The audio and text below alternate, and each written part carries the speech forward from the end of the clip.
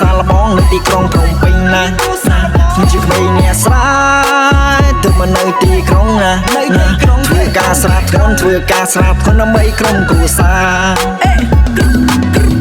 ខ្ញុំជាក្មេងអ្នកខែលើមកប្រឡងក្នុងទីក្រុងមកប្រឡងចម្រៀងបញ្ជីសំនៀងទុកជាដើមតនប្រឡងកម្មវិធី X Factor កលោធ្ងន់ X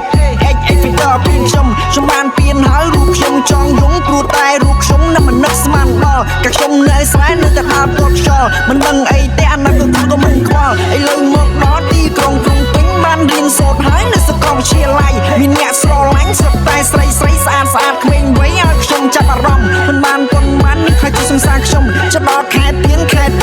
បងខ្ញុំគិតនាំមុំទៅជួបម៉ែមិនបានប៉ុន្មានរៀងនោះក៏បែសុំវាយក្តីស្រែកខ្ញុំនេះសេតបាត់ខ្ញុំនេះសេតបាត់ខ្ញុំនេះលួចយំស្ងាត់លួចយំស្ងាត់ខំមិនឲ្យម៉ែដឹង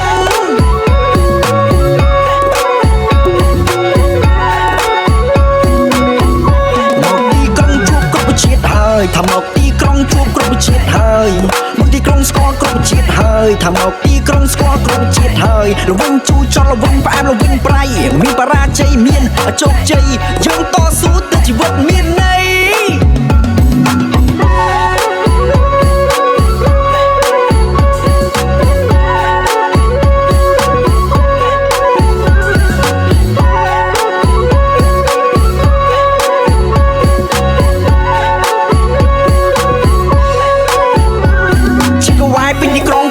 ខ្ញុំមិនមែនអ្នកពេញជាងវែង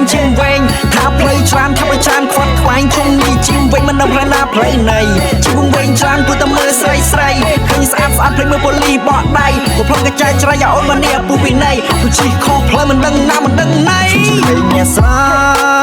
ទើបមកនៅទីក្រុងណា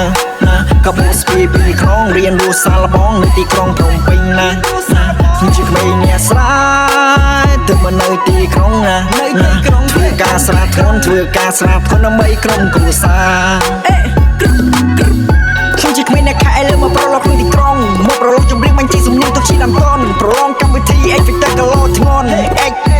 Factor ពីខ្ញុំបានពៀនហើយរូបខ្ញុំចង់យំព្រោះតែរូបខ្ញុំនឹងមិននឹកស្មានដល់កាខ្ញុំនៅស្រែនៅតែដើរពត់ខ្យល់មិនដឹងអីទេអាណិតក៏មិនខ្វល់ឥឡូវមកដល់ទីក្រុងភ្នំពេញបានរៀនសូត្រហើយនៅសាកលវិទ្យាល័យមានអ្នកស្រឡាញ់ស្រាប់តែស្រីស្អាតក្មេងវ័យឲ្យខ្ញុំចាប់អារម្មណ៍មិនបានប៉ុន្មាននេះខ្លាចជាសង្សារខ្ញុំចដល់ខែទៀនខែ